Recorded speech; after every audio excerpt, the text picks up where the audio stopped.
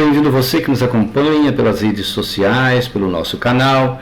O meu nome é Frei Jacir e o texto sobre o qual vamos refletir hoje é Números 21, 4 a 9. Você conhece esse texto? Ele diz o seguinte: quando o povo estava saindo do Egito, depois de 430 anos andando pelo deserto, eles partiram da montanha de Ró pelo caminho do mar de Suf, para contornarem a terra de Edom.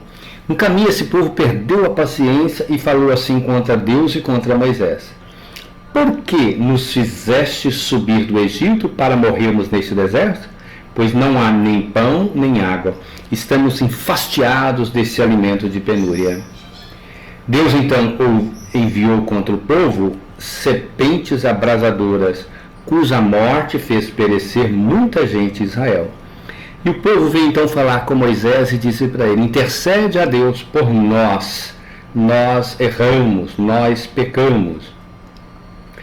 E Moisés então intercedeu, e o que Deus disse a Moisés? Faz uma serpente abrasadora, coloque-a numa haste.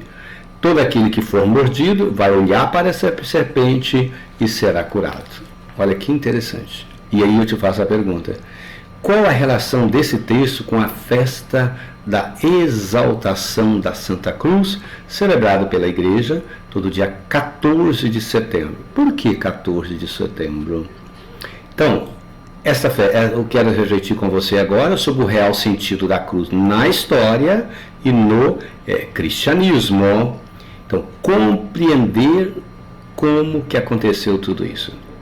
Então, essa festa remonta à descoberta dos restos da cruz em que Jesus fora crucificado, né, em Jerusalém. Então, ela foi feita pela mãe do imperador Constantino o Grande, que morreu em 337 da nossa era, pela imperatriz Helena, mais tarde Santa Helena, considerada então a mãe do imperador Constantino. Convertida ao cristianismo, ela rezava pela conversão do filho, né? Ela morreu no ano 330. Já idosa, em viagem a Jerusalém, ela encontrou 3 cruzes de crucificado, no local identificado como Gólgata, no Monte Calvário. A tradição reza que ela conversou com o bispo de Jerusalém, Dom Macário, para identificar o local da crucifixão de Jesus.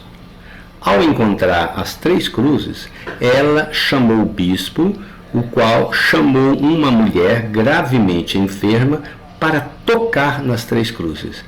E ao tocar na cruz que Jesus foi crucificado, essa mulher gravemente enferma foi curada. E essa cruz então foi considerada a vera cruz, isto é, a verdadeira cruz. Helena levou uma parte dela para Roma. Outra tradição diz que na véspera da batalha do imperador Constantino contra Maxêncio, na disputa pela supremacia do Império Romano no Ocidente, o Império Romano estava em crise, ele teve um sonho, uma visão. Uma cruz luminosa apareceu para ele e disse: com este sinal vencerás. Com este sinal vencerás. Na mesma noite, Jesus apareceu em sonho com uma cruz semelhante. E aí Constantino não teve dúvida. Mandou escrever no seu estandarte, nas roupas dos soldados, as letras XP, que aliás nós os padres trazemos nas nossas casulas, que é iniciais do nome Cristo, em grego, Christos, Cristo. E ainda que seu exército fosse a metade do rival, Constantino venceu. Venceu a batalha no dia de 28 de outubro, na Ponte Milvia, e então ele se converteu ao cristianismo. Era o ano 312. No ano seguinte, 313, Constantino publicou um edito concedendo liberdade aos cristãos e reconhecendo o cristianismo como única religião do Império Romano. Essa basílica, destruída e reconstruída várias vezes, essa Basílica do Santo Sepulcro hoje, recorda o fim da trajetória da paixão de Jesus. A partir de 336, a cruz de Jerusalém, então, foi apresentada, essa cruz encontrada por Helena, ao povo em uma solene liturgia como sinal de ressurreição. Então, a partir dessa data, 14 de setembro, guarda aí, de 336, começaram as celebrações da festa da exaltação da Santa Cruz. A atual Basílica do Santo Sepulcro está sob a custódia dos cristãos católicos, nós os franciscanos, desde 1309, que o São Francisco desejou ir à Terra Santa. Mas também sob a dos gregos ortodoxos, armênios ortodoxos e coptas ortodoxos. Engraçado, pitoresco nessa história da Basílica é o fato de ela ser hoje propriedade de duas famílias muçulmanas que receberam de presente uma chave e a outra o templo em 1400 do rei Mameluco, do Egito, que estava dominando Israel naquela época. Eram muçulmanos, né? Nós estivemos lá nas cruzadas, a igreja esteve na cruzada. Quando terminou as cruzadas, os muçulmanos tomaram o poder da região. Então, antes da assinatura de um documento que levou o nome de Status Quo dos Lugares Santos, assinado em 1852, conforme estabelece o artigo 82 do Tratado de Berlim, de 1872, os peregrinos deveriam pagar o acesso à Basílica, né? E solenemente, às 19 horas de cada dia, sob a vigilância da polícia israelense ainda hoje, a porta do sepulcro é fechada pelos descendentes da família muçulmana, a qual recebe uma quantia em dinheiro paga pelas 4 entidades. Quando a porta fecha, ninguém mais pode sair da Basílica. Nós, os franciscanos, que tem um convento nos fundos do Santo Sepulcro, ali permanece sem acesso ao mundo exterior após esse horário. Bom, hoje não se paga mais para entrar na Basílica. Bom, voltemos agora então ao simbolismo da cruz para nós, os cristãos. Essa cruz aparece nos evangelhos sinóticos com uma frase emblemática: se alguém quer vir após mim, renegue-se a si mesmo, tome a sua cruz e siga-me. Jesus coloca a cruz como condição para segui-lo, o que não significa necessariamente sofrimento, mas largar a comodidade da vida e lutar por um mundo novo. No Primeiro Testamento temos o simbolismo da haste e no Segundo Testamento, então, a da cruz. E a cruz sempre foi o símbolo dos cristãos? Eu te pergunto, a cruz sempre foi o símbolo dos cristãos? Será? Não.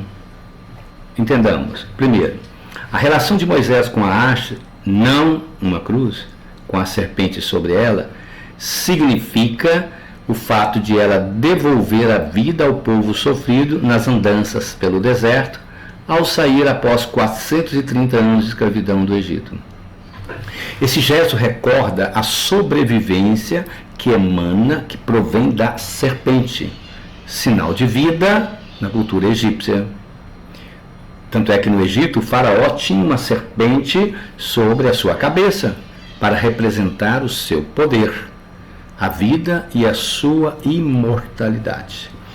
Agora, interessante, acrescente-se a isso o fato de a serpente em aramaico, jivai, derivar da raiz jaué, que significa fazer viver ou fazer viver ou fazer viver, que se relaciona de forma semântica com o hebraico Javé, o nome de Deus revelado por Moisés.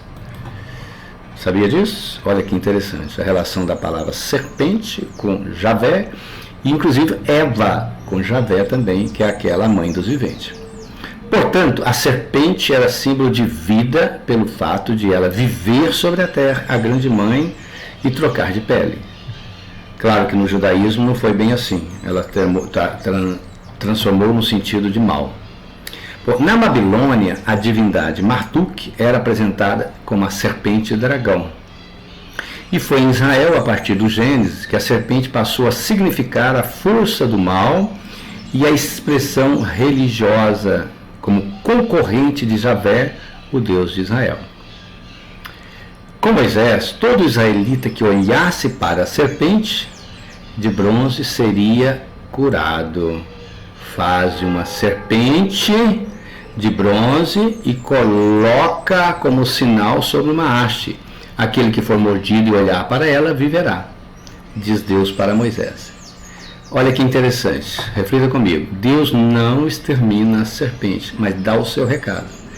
Quem estiver do lado de Moisés vai continuar salvo pela escravidão.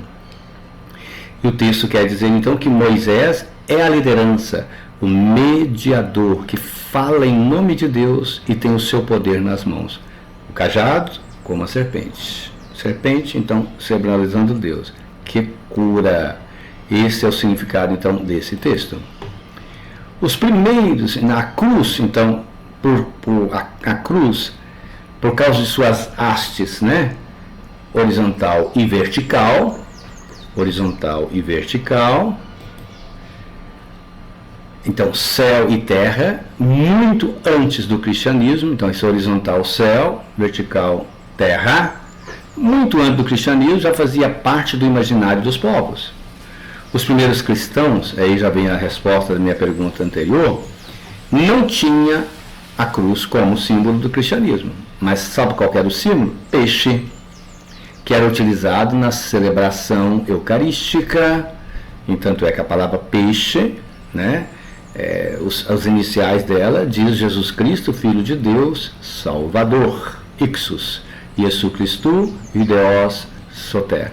Jesus Cristo, Filho de Deus, Salvador. Então eles logo intuíram isso e colocaram a cruz como simboliza. Mas aliás, o peixe como símbolo dos primeiros cristãos. E foi somente a partir dos séculos III e IV que a cruz foi identificada com os cristãos, os quais passaram a ser chamados de os devotos da cruz. Tertuliano, que morreu em 240, atesta que os cristãos faziam o sinal da cruz antes das refeições e ao deitar. Somente com Constantino que a cruz passou a simbolizar a fé na morte e ressurreição de Jesus, que nos concedeu o perdão dos pecados, a salvação e nos ajuda a lidar com o sofrimento da vida humana, a caminho da vida eterna. A pergunta: você sabe por que nós fazemos o nome do Pai assim? E por que os gregos fazem assim, assim, assim? Não. Então, acesse lá no Instagram, @FreiJaci, eu vou dar uma explicação. Tem um videozinho lá explicando qual o significado desses dois modos diferenciados de fazer a cruz, historicamente. @FreiJaci no Instagram. Bom, voltemos aqui. Na Idade Média, os portugueses chegaram ao Brasil, assim como os espanhóis, trouxeram nos navios a cruz e a espada. Em nome da cruz, da catequese, eles mataram a espada os indígenas que não aceitavam a fé. Nos outeiros, nos montes por onde passavam, os portugueses também fincavam cruzes para simbolizar a posse, a conquista da terra para Cristo, isto é, para o Império Português. Nas estradas, no local onde morria uma pessoa, colocava então a cruz para defender a alma do falecido das garras do capeta, que poderia levá-lo para o inferno. Bom, ser cristão, caminhando para a nossa conclusão, significa assumir a cruz e suas consequências. Pertencer ao grupo de Jesus era algo muito perigoso, subversivo. O Império Romano dos primeiros séculos do cristianismo estavam matando os seguidores do Nazareno. O medo diante da morte, da perseguição romana, transformou-se, por causa da lembrança da cruz de Jesus, em resistência. A cruz de Jesus, entendida à época, por alguns, como fracasso, tornou-se o sinal de vida, de ressurreição e como consequência da atuação de Jesus e de seus seguidores. Jesus não devia nem quis morrer na cruz. Suas últimas palavras foram de dor, de questionamento ao Pai, que o havia abandonado, conforme atestam os evangelhos. No instante ele compreendeu a sua morte, que a sua morte poderia ser redentora ao perguntar: Pai, para que me abandonaste? Pai, para que me abandonaste? Olha que eu traduzi para o futuro, não por quê. Porque o futuro te coloca na perspectiva de mudança. Então ele entende naquela hora ali que a sua morte era redentora. Só assim ele conseguiu entregar o seu espírito a Deus. Então, que possamos superar as cruzes de nossas vidas com fé e esperança, exaltando a justiça, a paz, o bem. Em tempos de império, que insiste no poder que mata e subjuga povos ao seu domínio. Um abraço, fica com Deus, até a próxima, se Deus assim o permitir, e não se esqueça de compartilhar este vídeo com mais pessoas. Fique com Deus.